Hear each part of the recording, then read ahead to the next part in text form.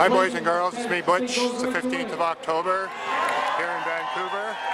I'm at the Art Gallery and this is Occupy Vancouver. It right now is 1:45 in the afternoon. Nice, cool, sunny day. I have no idea what's going to happen, but just stick with me and we'll see what's what. Here we go. Over the last decade in this country, and since then, our working conditions and quality of life have gotten worse, not better. At the same time, the company's representatives were asking us for concessions. The Air Canada executives are giving themselves raises. The CEO got a 77% raise. He now earns $4.6 million a year. More than 100 times the average wage of worker at that company. Mr. Romanescu, you got a very, very good deal. And now the company's working hand in hand with the federal conservative government to avoid what needs to be done. A fair deal for all flight attendants. Some people think our life is glamorous. There's no glamour for our new flight attendants whose wages are below the poverty line. There's no glamour for people who sleep on the floor at airport terminals, or for the fact we don't have a place to have a rest on a long flight. There's no glamour when dozens of hours of our work go unpaid every month. And there's no glamour when you fear that your pension will be stripped away and you will not retire with what you deserve. We'll continue to fight for our rights as working people. We'll continue to fight for a collective agreement that recognizes the sacrifices we have made.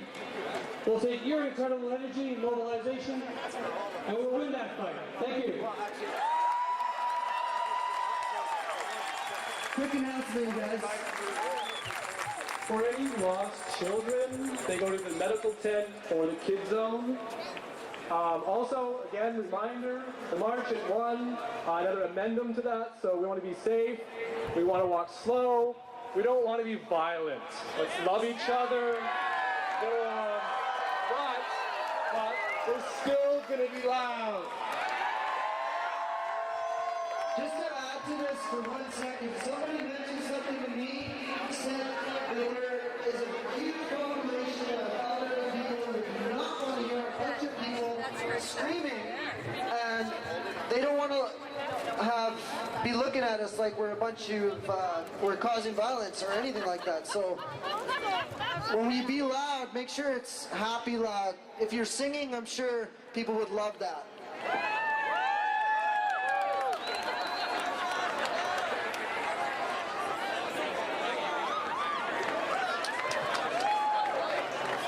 Hi there, my name is Matt Berkowitz. I'm with an organization called the Zeitgeist Movement, and I'm here. Thank you.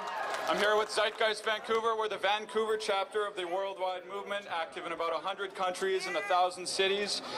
We're here, like many of you, because we understand that there are fundamental problems that plague our society. But we have to go further than just addressing the problems. We need to look at a possible solution to move towards.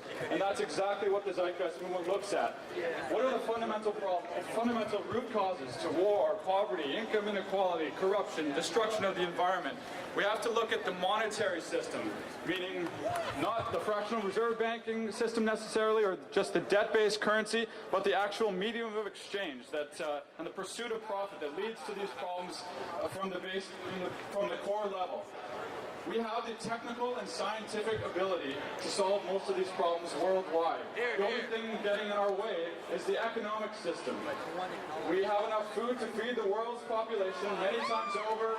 We've got renewable energies that can last us thousands of years. And we've got technologies that can raise the standard of living of everyone on Earth to beyond what we can even imagine today. Again, the only thing stopping us, again, is the monetary system. So, the Zeitgeist Movement proposes a completely new social system that transcends the boundaries of capitalism, socialism, communism, or any other ism that's ever been tried before. It's based on the use of the scientific method applied to society. We call it a resource-based economy. Resources are something we all need to survive. We all have basic human needs, and obviously our system today does not meet those basic human needs. So a resource-based economy uses resources as the fundamental basis for social operations and figures out the most efficient, sustainable way to manage these resources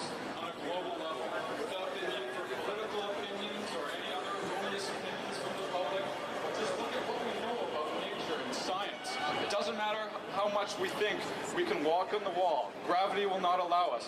Likewise, if we violate the laws of nature within our economic system, we're going to pay the consequences. And that's what I think many of us are realizing today. So I can't go into more detail about a resource-based economy in such a short amount of time. So to find out more about our concrete solutions, please visit us at thezeitgeistmovement.com, or Zeitgeist Vancouver is our local chapter website. We're set up here. We're also at the Vancouver Art Gallery on the other side every Saturday from 11 to 5 to engage the public, answer questions, and engage in meaningful dialogue. Thank you very much. Thank you, Matt. Next up, we have Betty Krosky. Betty Crosby. First, I would say Ellen Woods, right here. Ellen Woodsworth was just here. She wanted to get on the list. She's a little too late. She's a city councilor. She just wanted to make it.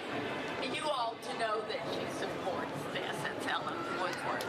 And I see my friend down there with representing the missing women, and I'm sorry there aren't more people here talking about the missing women of British Columbia. I'm an environmental activist, and I'm primarily an environmental activist and a grandmother. But I've spent over 3.5 years in the prisons of British Columbia trying to save what is left of the old growth forest that belongs to British Columbia, belongs to the people of Canada.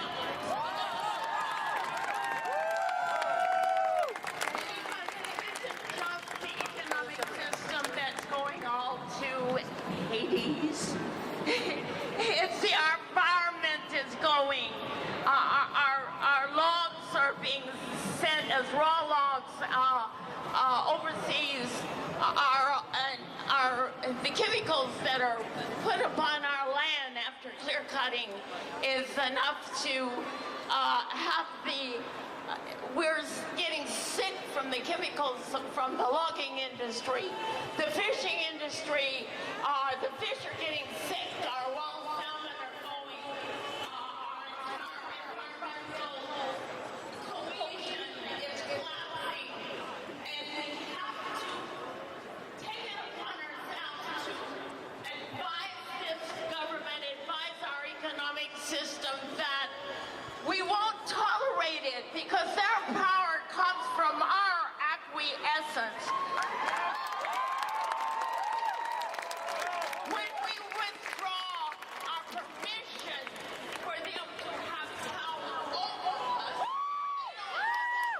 that power comes with our permission.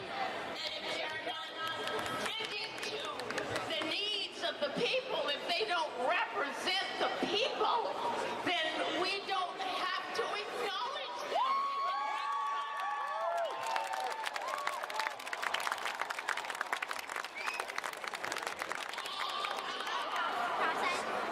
It's looked at in two different ways. One is through the power comes from the top down, and that there are few people who have all the power. But the other one is through what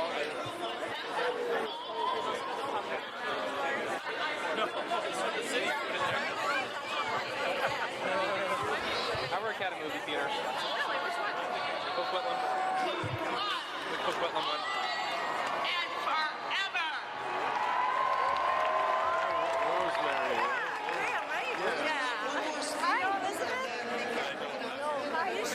To this march. Hi everyone. I want to say thank you for all of you to participate in this. I wait for a long time to see that day. I want